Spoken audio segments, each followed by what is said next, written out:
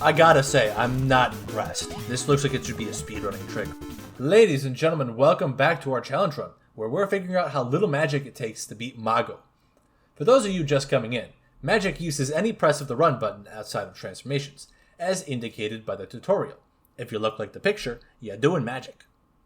Because magic's bound to running, we'll need to beat levels with half an X press by holding run before we enter the level. Here's our scorecard so far. 30 isn't the worst number to see, but there's a concerning trend that the use of the game's main mechanic is increasing. 7-1 is where we're introduced to this game's version of Baby Yoda, as well as this world's bats, which are much easier to jump over thanks to the small hitbox. We also have one of these floaty guys who drop a platform if you use magic. Let's damage boost through this one. Luckily, we don't have to use it. Not only is the jump just straight up impossible, but we have to take damage beforehand, so damage boosting is out of the question. I hate to say it, but we have to use magic. Then, after staying on 1 HP for a bit, we hit a full heal, and this burger is important because it's the last relevant heal in the level. Let's skip ahead to the end. We have a wind tunnel where we're getting attacked by bats. That I know of, there's no way to avoid 2 damage, so we need to get here at full health. Our first obstacle comes in the flame room. We don't have enough space to maneuver around our bat friend, so how do we get through? The trigger for the egg is in the middle of the second row of flames, so if we stall activating it, we have the ability to back out of the room altogether. Near the checkpoint we don't activate, there's enough wiggle room to get over the bat and continue forward. Next, well, let me set the scene. We've been using wind columns to traverse the level, which keeps us at a set vertical height, and in front of us are 3 bats. How are we supposed to get across this one? The first bat we can jump towards the loaded in off screen, which as it chases us to land lets us jump over it. But what of the other 2? Well, the cyclones have a bit of leeway to them. If you fall off with precise timing, you can catch yourself at the bottom and rise back up. The devs, clearly anticipating our play, act like kids on the playground and put spikes right after. If you go under the bat, then there are spikes at the third one. Well, 2 can play at that game. I'll go over it! But Archduck, I hear you say. If the whirlwind locks us vertically, how are we supposed to gain height? We need a very niche mechanic. When you jump off an enemy, you gain a double jump that lasts until you hit the ground or get damaged.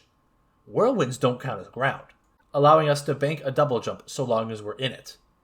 Here's the full clip because it looks smooth.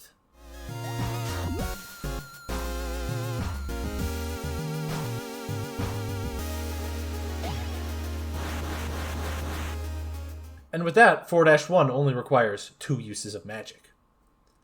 4-2 is a level where we can't semantics our way into magic if we wanted. This is the only level in the game where you don't play as Mago.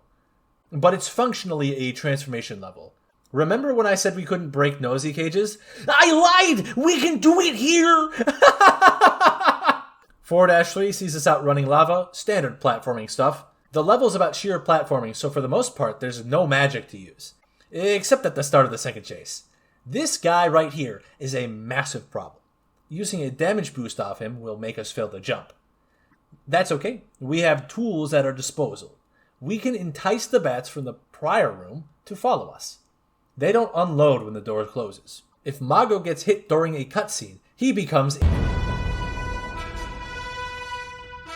We're still a little shy of the jump.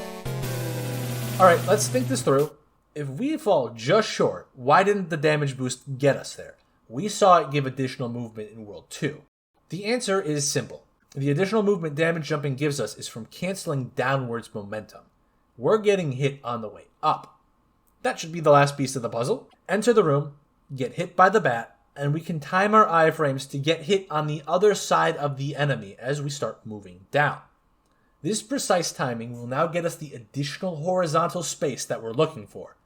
And with that, everything else here is easy. And with that, we face off against Gourmet. He has a little trick called, "Why would I let myself get hit, Mago?" And that's 9 total because he reflects 3 times twice, 2 times, and 1 time once. Afterwards, we get the dragon battle, where a dragon's breathing fire is not magic. I hate to break it to you. It really stinks there's no...